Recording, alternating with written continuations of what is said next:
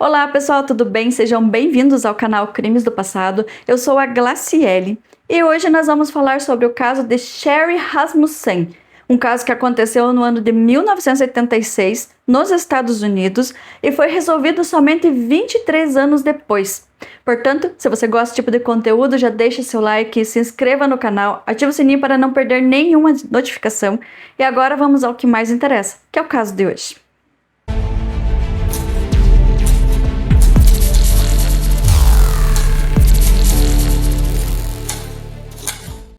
Sherry Rasmussen nasceu em 7 de fevereiro de 1957, filha de Nels e Marianne Rasmussen, e foi criada no estado do Arizona. Desde cedo, Sherry demonstrou ser uma jovem extremamente inteligente, determinada e ambiciosa. A sua maturidade chamava atenção ainda na adolescência. Ela concluiu o ensino médio, high school, muito jovem, aos 16 anos, e logo iniciou sua trajetória universitária. Desde o início ficou claro que Sherry tinha grande capacidade acadêmica.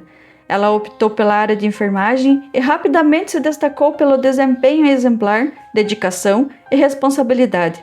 O seu esforço constante fez com que ela fosse aceita em um programa de enfermagem altamente respeitado.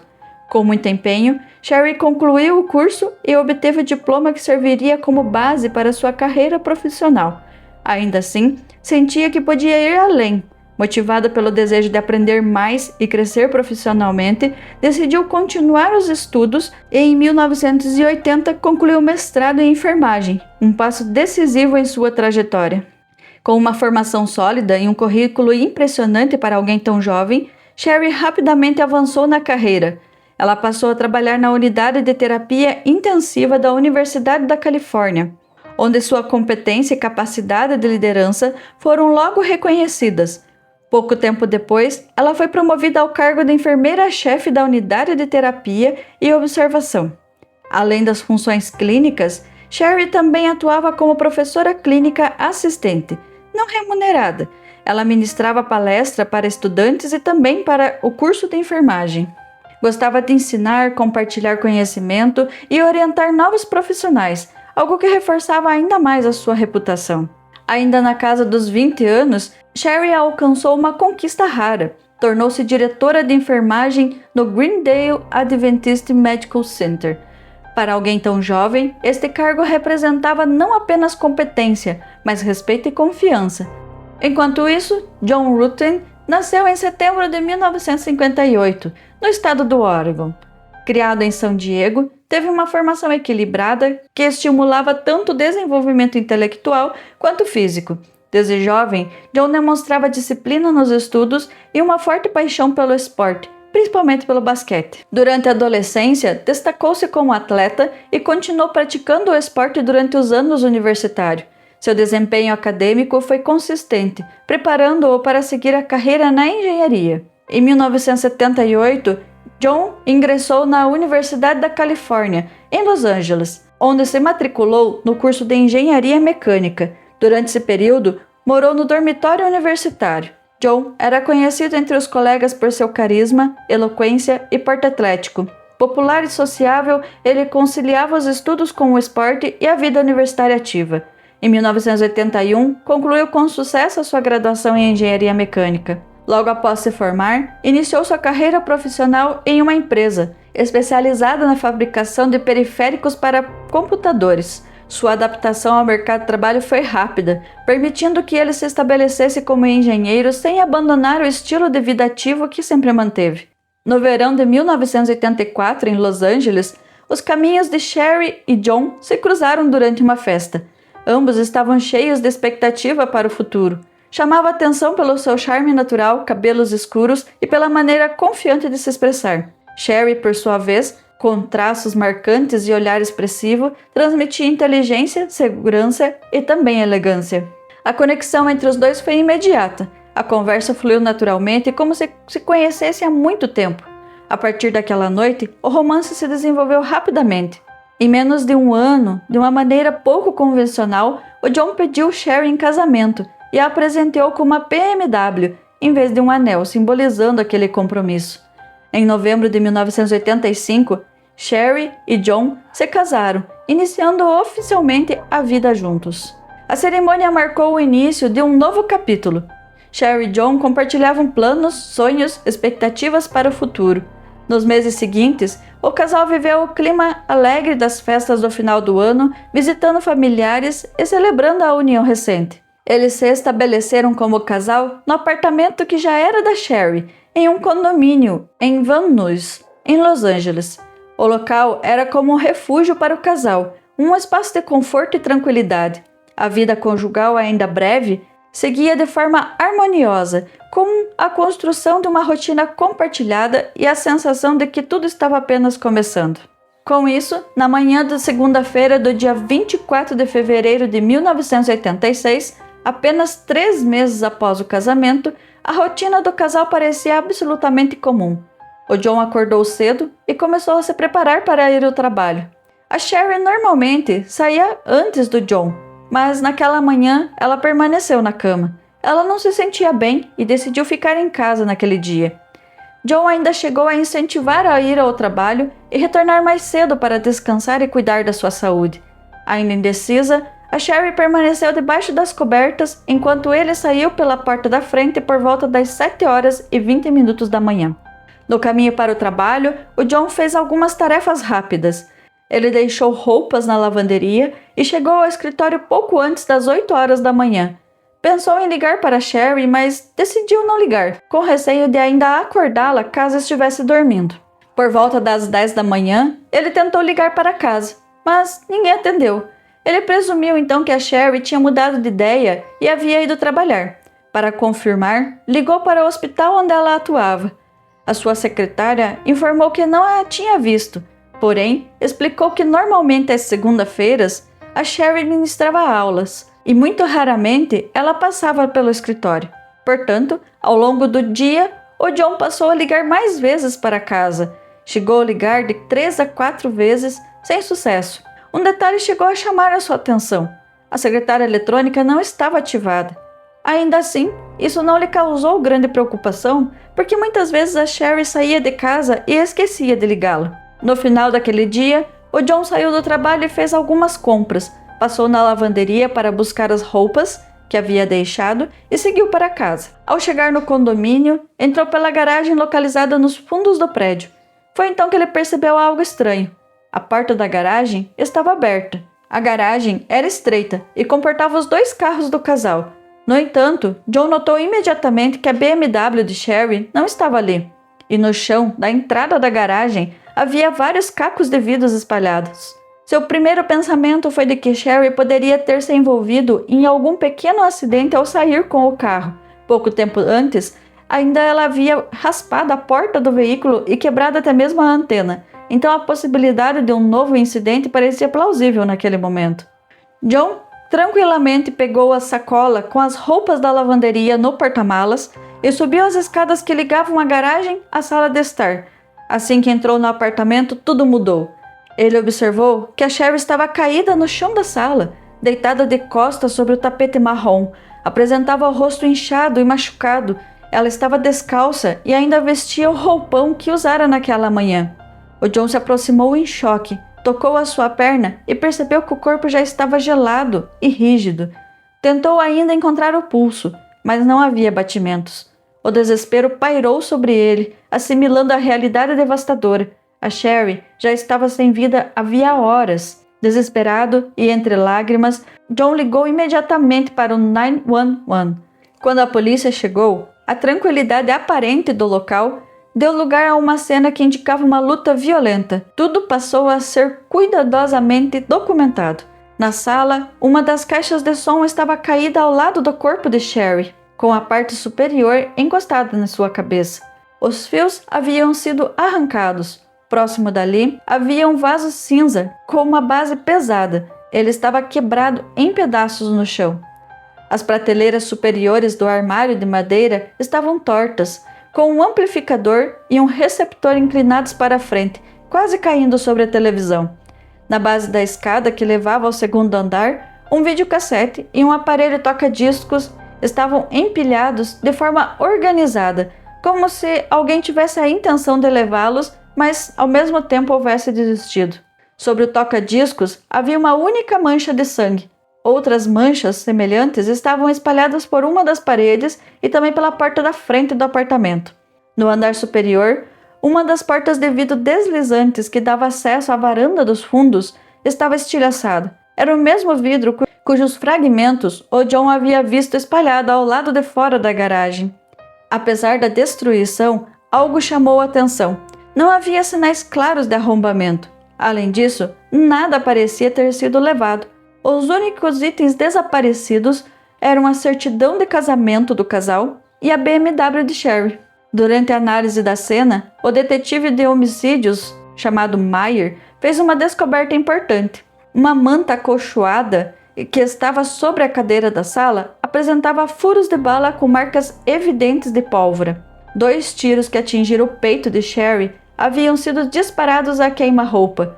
Isso indicava que após o primeiro disparo, a arma foi encostada diretamente em seu corpo e acionada mais 2 vezes. Tudo sugeria que a manta havia sido usada para abafar o som dos tiros. Do corpo de Sherry foram retiradas 2 balas do calibre 38. Uma delas atravessou completamente o seu corpo. Qualquer um dos 3 disparos teria sido fatal em poucos instantes. Portanto, ficava claro que o agressor queria ter certeza absoluta de que ela estava sem vida.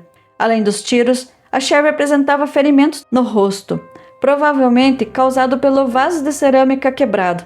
Havia também uma marca de mordida na parte interna do seu antebraço esquerdo. Daquela mordida, foi coletada uma amostra de saliva e um molde que seria feito para uma possível comparação dentária no futuro. John cooperou integralmente com a polícia. Relatou seu dia em detalhes e refez todos os seus passos.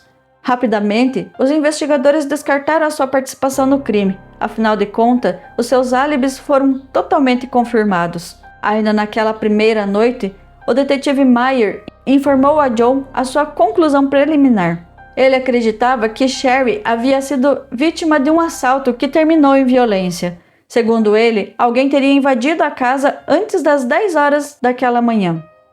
Poucas horas depois, já na madrugada de terça-feira, dia 25 de fevereiro de 1986, o telefone tocou na casa dos Rasmussen. Nels, o pai de Sherry, atendeu a ligação. Do outro lado da linha estava o pai de John, trazendo a notícia que nenhum pai estava preparado para ouvir.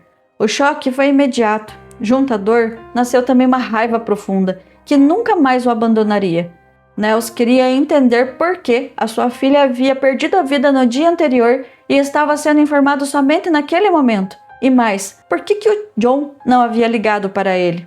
Nels Rasmussen era dentista, um homem conservador, cuidadoso e bem-sucedido. Ele orgulhava-se profundamente da filha. A sua esposa, Loretta, administrava seu consultório. Como muitos pais em situações semelhantes, eles nunca estiveram totalmente confortáveis com o marido que Sherry escolhera. Para Nels, John era educado e simpático, mas lhe parecia sem graça. Em meio à dor e à desconfiança, exigiu falar diretamente com o genro. No entanto, o pai de John, percebendo a hostilidade na sua voz, recusou-se a passar o telefone. Nels passou a noite em claro, com sua mente tomada por perguntas e anotações. Nos meses anteriores, a Sherry havia conversado com ele diversas vezes, descrevendo algo que a incomodava profundamente. Na manhã do dia seguinte, ao chegar na cidade onde Sherry morava, ele foi diretamente conversar com o detetive Myers e, primeiramente, ele fez uma pergunta bem direta. Vocês investigaram a ex-namorada do John, a policial? Até este momento, ninguém havia falado sobre essa tal ex-namorada. Afinal de contas, quem seria essa ex-companheira do John ao qual o pai da Sherry estava relatando agora que ela estava preocupada? Pois bem, Stephanie Lazarus nasceu em 1960.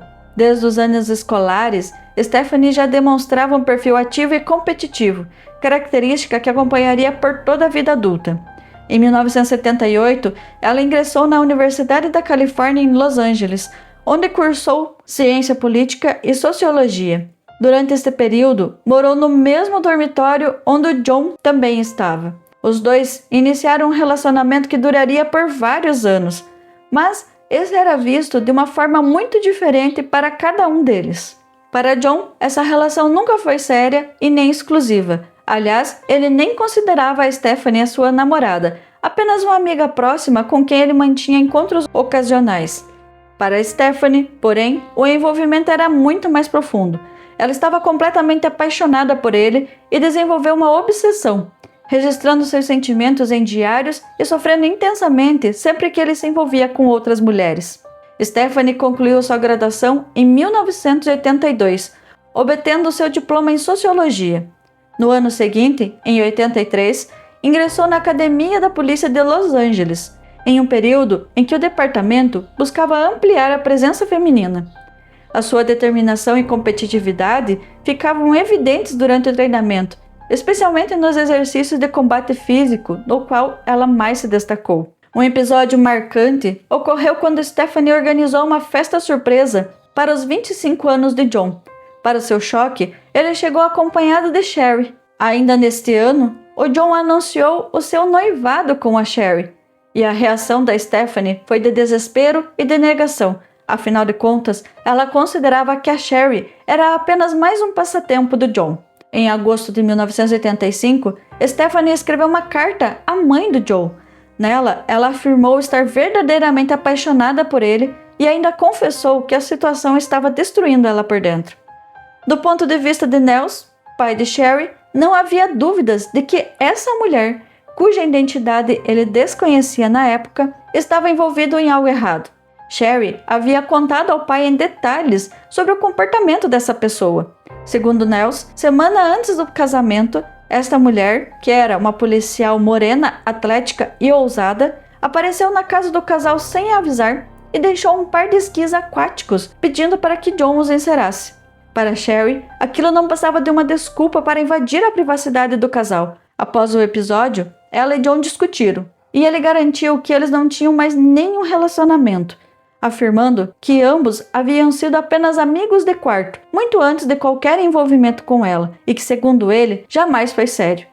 Mesmo assim, a Sherry insistiu para que John não aceitasse aquele pedido. Ainda assim, esta policial, ao qual o Nels não sabia o nome, voltou sem aviso para buscar os esquis. Dessa vez, Sherry pediu para que a mulher fosse embora imediatamente, deixando claro que ela não era bem-vinda ali. Isso, porém, não a intimidou. Ela retornou novamente, agora vestindo o uniforme da polícia de Los Angeles e com a arma na cintura, dizendo estar em um intervalo de serviço. John havia saído para trabalhar e Sherry estava sozinha em casa. A situação inverteu a rotina do casal e fez a Sherry se sentir que ela estava sendo observada. O casamento aconteceria em poucas semanas quando Sherry, emocionada, ligou para o pai naquela noite e contou tudo. O gesto chamou a atenção de Nels, já que a filha raramente demonstrava suas emoções daquela forma. Mais tarde, durante uma visita para comemorar o seu aniversário, Sherry voltou a falar com o pai sobre esse assunto. Segundo Nels, ela desejava que John simplesmente intervisse e pedisse que aquela mulher os deixasse em paz.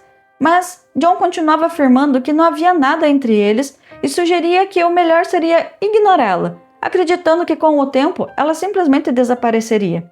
Mesmo assim, houve ainda uma outra visita, mas dessa vez não foi na casa deles, foi no local de trabalho da Sherry, no hospital, e esse episódio aumentou ainda mais a tensão. Sherry contou ao pai que esta mulher entrou em seu escritório sem autorização, passando direto pela sua secretária. Naquele dia, Stephanie usava um shorts curto justo e um top tomara que caia, uma vestimenta que combinava sensualidade e postura atlética. Segundo o relato de Sherry ao seu pai, a Stephanie foi lá para confrontá-la pessoalmente e teria dito uma frase bem perturbadora. Ela deixou bem claro que, se eu não posso ter o John, ninguém mais terá. Essa declaração, naquele momento, deixou a Sherry profundamente assustada. E este era o motivo pelo qual o pai de Sherry estava questionando o detetive. Meyer, o investigador, descartou a sugestão imediatamente, chegando a dizer a Nels que ele estava assistindo muitos seriados policiais. Logo após o crime contra Sherry, a polícia apresentou a Nels esboço de 2 suspeitos latinos e explicou a teoria do arrombamento como motivação do crime.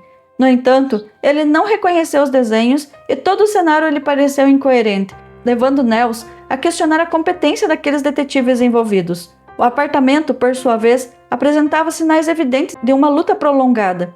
Myers, um dos investigadores, estimou que o confronto poderia ter durado cerca de 1h30.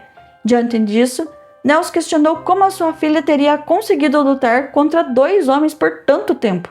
Além disso, havia uma marca de mordida no antebraço de Sherry, o que levou o parceiro de Myers a sugerir que a possibilidade de que uma suspeita fosse uma mulher. Contudo, essa hipótese foi rapidamente descartada, uma vez que mulheres raramente se envolvem em arrombamentos e é sabido que homens em lutas também utilizam os dentes como arma. Nels então indagou se a polícia havia verificado se aquela policial que ele estava comentando estava trabalhando naquele dia ou estava de folga. Surpreendentemente, ninguém jamais investigou o paradeiro de Stephanie Lazarus de forma efetiva. Myers aparentemente tinha conversado com ela por telefone em algum momento e essa foi a única interação, ao qual ele considerou suficiente para encerrar qualquer linha de investigação. No arquivo, há apenas um breve registro que menciona Stephanie, datado de 19 de novembro de 1986, ou seja, mais de 8 meses após o crime contra Sherry. O documento informa: John Hutton ligou e confirmou que Stephanie Lazarus, a policial, era sua ex-namorada. Em outras palavras, não havia elementos para confirmar quem havia atentado contra a vida de Sherry, enquanto as provas do crime foram armazenadas em um depósito comercial. Ainda assim, o pai de Sherry jamais desistiu. Ele e sua esposa ofereceram uma recompensa de $10.000 e colaboraram com os produtores do programa de TV Murder One, que dedicou um segmento ao caso não resolvido. Ao longo dos anos, Nels manteve contato constante com os detetives do Departamento de Polícia de Los Angeles, perguntando insistentemente se havia investigado aquela policial. Quando tomou conhecimento por meio das primeiras reportagens sobre testes de DNA em laboratórios forenses, ele voltou a ligar ao departamento, insistindo para que realizassem exames genéticos nas evidências coletadas no apartamento e também no corpo de Sherry. Havia amostras de sangue e também de cabelo, além daquele cotonete coletado da marca de mordida no braço de Sherry. No entanto, informaram a Nels que o departamento dispunha de um orçamento limitado e que não poderiam arcar com tais testes. Diante dessa informação, ele se ofereceu para custear os exames do próprio bolso, contando inclusive com um laboratório disposto a realizar este trabalho. Embora tenha sido informado de que o exame de DNA não teria utilidade sem um suspeito, o que talvez fosse verdade, mas para Nels ele insistia, porque ele tinha um suspeito principal, a policial. Mesmo se oferecendo para pagar, ele jamais teve a oportunidade de testar essas evidências, pois, em 11 de outubro de 1993, mais de 7 anos após o crime, e curiosamente após o pedido de Nels para a realização do teste de DNA, um detetive visitou o escritório do legista do condado de Los Angeles e retirou todas as amostras forenses que poderiam conter o DNA de um suspeito. Embora não seja incomum que um detetive recolha essas evidências para um laboratório, normalmente essas evidências são retiradas mediante solicitação formal do investigador. No entanto, não há registro de qualquer pedido nesse caso. E esse detetive, por sua vez, afirmou posteriormente aos investigadores do departamento que ele não se recordava sequer de ter passado neste local para retirar as amostras. O que se sabe com certeza é que simplesmente as evidências desapareceram. Outras coisas também que desapareceram dos arquivos foram todas as anotações que constavam o nome de Stephanie. Dessa forma, o caso voltou a ser arquivado. Em 2001, Jennifer Francis, perita criminal desta unidade, assumiu o caso de Sherry e começou a analisar o material disponível. O arquivo de Sherry despertou a curiosidade de Francis, pois o relatório policial indicava que uma amostra havia sido coletada da marca da mordida do braço da vítima, mas essa amostra não constava como prova e não estava entre as amostras forenses que haviam sido retiradas em 1993. Aparentemente, havia sido extraviada, perdida, em algum momento anterior. Como ela estava familiarizada com as etapas da custódia das provas, as evidências coletadas do corpo da vítima permaneciam um tempo no freezer do Instituto Médico Legal. Posteriormente, elas eram reunidas e armazenadas sobre o número do processo correspondente. Contudo, uma dúvida surgiu. E se este cotonete não tivesse sido retirado do freezer do ML para chegar até o arquivo? Para esclarecer essa incerteza, a Francis entrou em contato com o ML. Foi então que descobriram que o cotonete de fato não havia sido coletado, o que motivou uma busca manual nos freezers. Durante essa procura, o cotonete foi finalmente localizado dentro de um envelope pardo que havia absorvido a umidade das paredes do congelador. Com o passar do tempo, o canto do envelope onde constava o número do caso havia até mesmo se desgastado, embora ainda fosse possível ler a inscrição Rasmussen. No interior do envelope encontrava-se um tubo com tampa de rosca contendo os 2 cotonetes. Ao comparar a assinatura de DNA com o CODES, banco de dados nacional utilizado pelas forças policiais, não houve correspondências. Contudo, os resultados revelaram um dado intrigante. A mordida no braço de Sherry havia sido feita por uma mulher. Francis retornou aos detetives da divisão dos casos arquivados para compartilhar o resultado. Vale ressaltar que a Francis desconhecia quaisquer suspeitas levantadas pelo pai de Sherry, assim como os detetives da divisão. Mesmo diante dessa possibilidade, questionou-se se todo o caso deveria novamente ser aberto. De qualquer maneira, não havia suspeitas femininas nos arquivos. Dessa forma, as evidências foram devolvidas ao depósito. Essa situação perdurou pelo menos por mais 4 anos, até fevereiro de 2009. Naquele período, o número de homicídios havia diminuído drasticamente em Los Angeles, o que levou os detetives das unidades de homicídios a revisarem todos os casos arquivados, além de casos que estavam em andamento. O detetive Jim, da unidade de homicídios, possuía uma coleção de livros de homicídios. Eram pastas azuis, volumosas, repletas de anotações, fotografias, diagramas e transcrições. Entre esses livros estava o caso de Sherry, que revisavam atentamente quando perceberam a mesma contradição. Identificada por Jennifer Francis, Meyer havia teorizado que Sherry fora morta por 2 homens durante um assalto. Porém, aquele laudo de DNA indicava que era uma mulher a suspeita.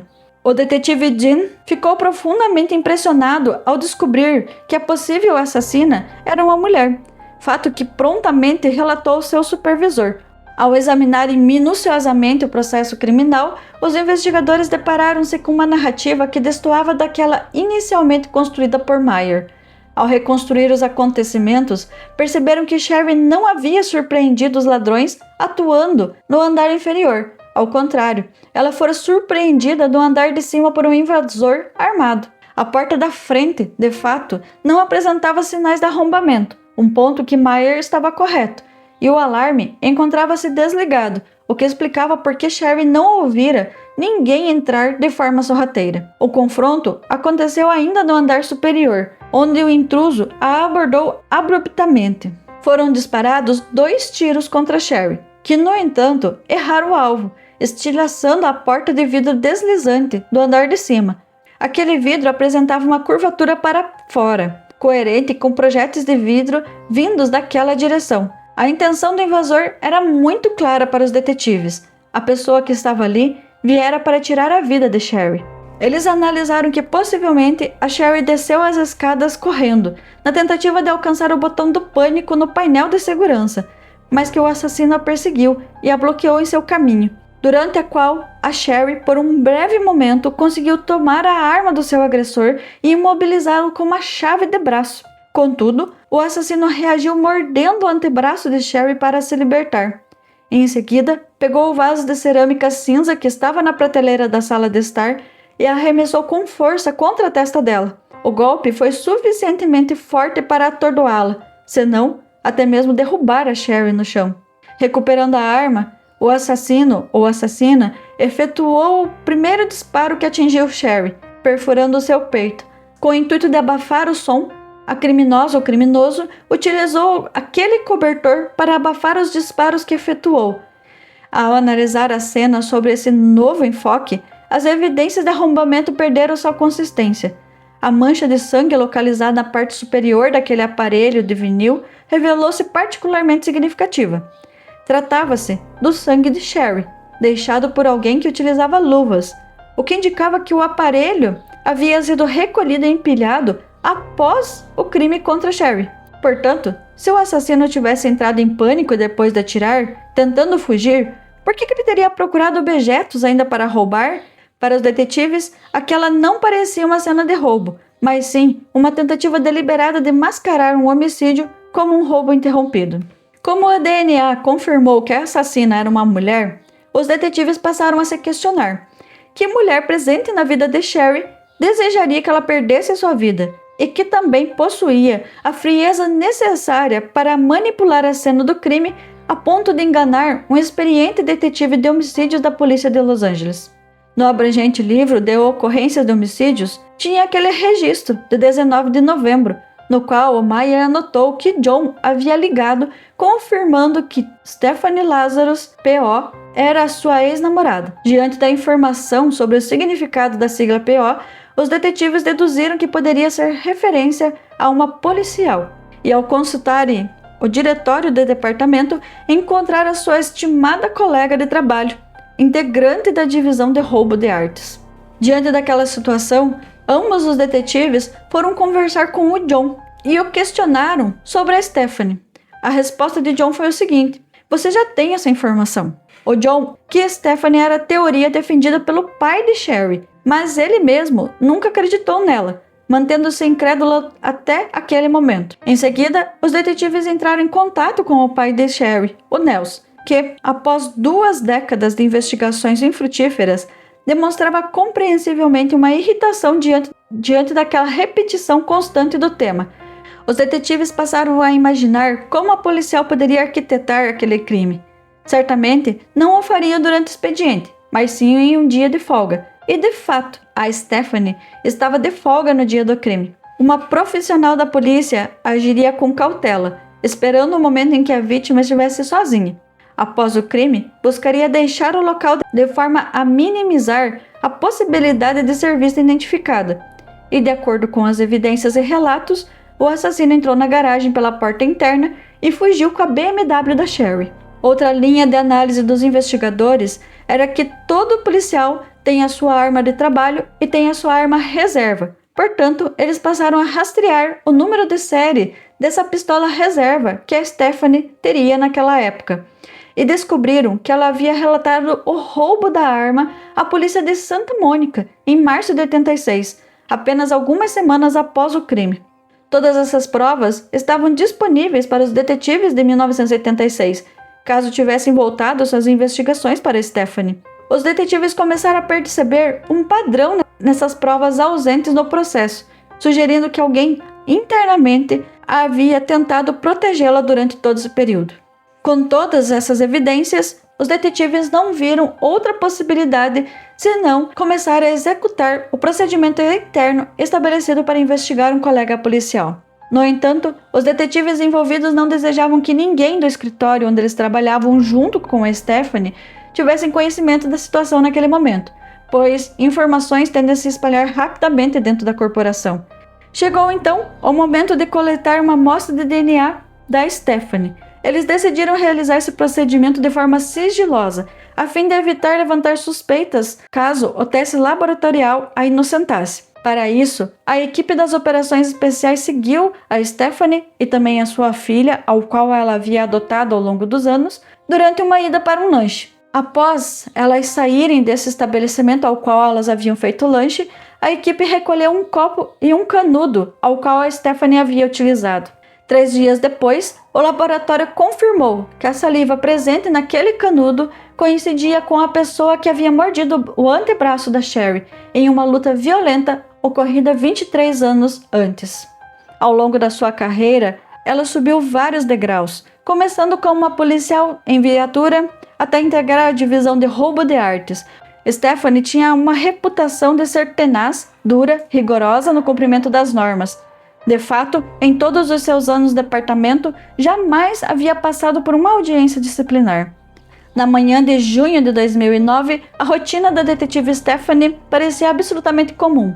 Quando os 2 detetives da divisão de homicídios a abordaram em sua mesa, convidando-a para ajudar em um caso de arte roubada em uma sala de interrogatório no subsolo, ela não hesitou. Ela caminhou com confiança de quem conhece cada corredor daquela instituição, sem suspeitar de que estava prestes a entrar numa armadilha meticulosamente preparada pelos seus colegas. Ao adentrar naquela sala pequena, Stephanie sentou-se com uma postura relaxada e quase casual. O clima inicial era de uma camaradagem. Ela sorria, gesticulava com as mãos e falava com a autoridade de quem já estivera do outro lado daquela mesa inúmeras vezes. No entanto, a atmosfera começou a se transformar sutilmente quando os detetives desviaram o assunto das antiguidades roubadas para o seu passado. O nome John Hutton seguiu na conversa como uma isca silenciosa. A reação de Stephanie foi imediata, embora contida. Ela se inclinou para trás, cruzou os braços, soltou uma risada nervosa, tentando minimizar a importância daquele momento. Ela disse: "Eu não entendo por que vocês estão falando de um cara que eu namorei há milhões de anos." Contudo, seus olhos, antes focados e brilhantes, começaram a vaguear pelo teto e também para as paredes da sala. A confiança dava lugar a uma inquietação palpável. Ela mexia no cabelo, ajustava a postura e evitava qualquer contato visual.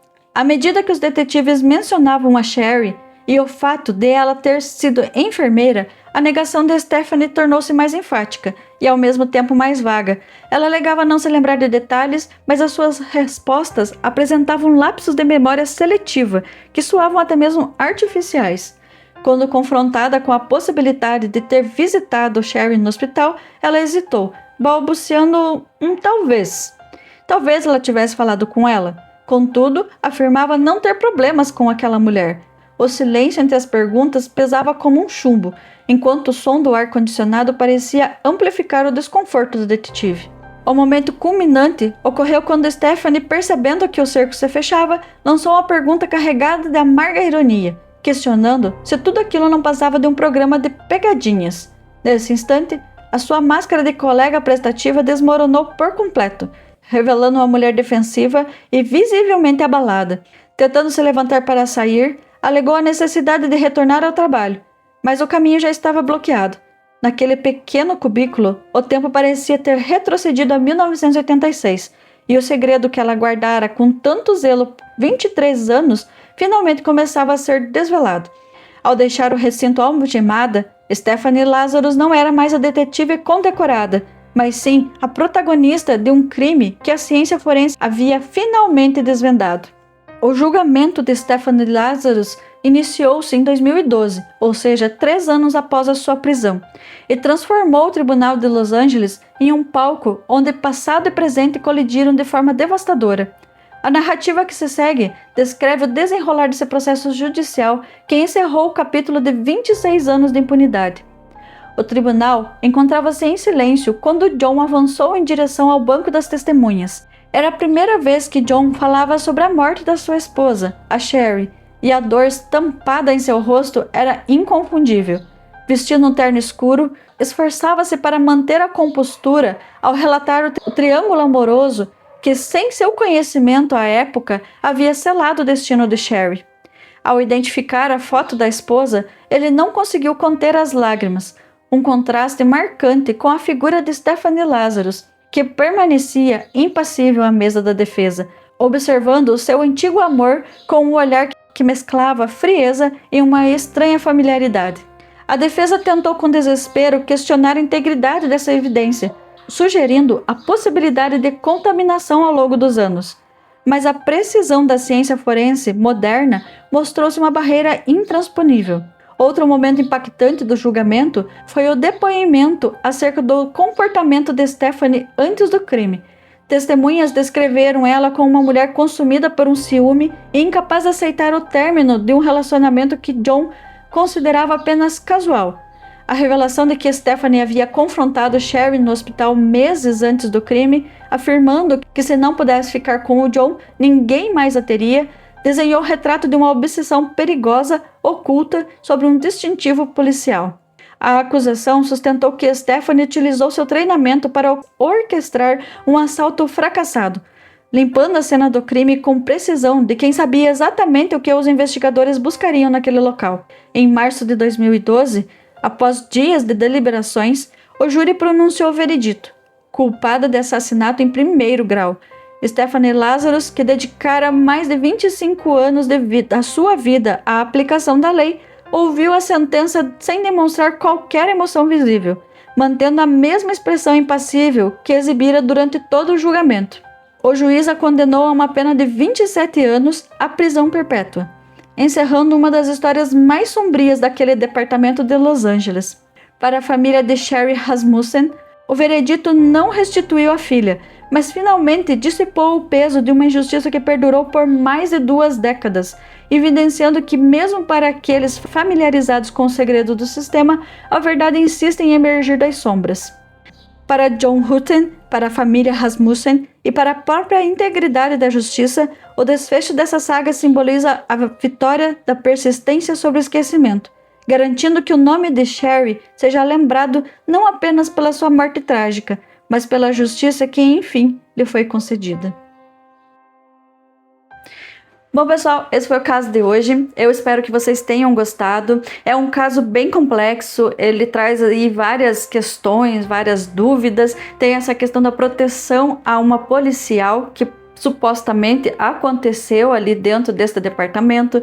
Temos também essa falta de investigação, de provas, enfim, são vários detalhes que tornou inclusive esse vídeo bem longo, mas eu quis trazer ele bem detalhado para vocês mesmo, para que todos entendam a complexidade que foi esse caso e porque ele demorou tanto para ser resolvido. Eu espero que vocês tenham gostado. Se gostaram, deixe seu like, se inscrevam no canal e nos vemos no próximo episódio.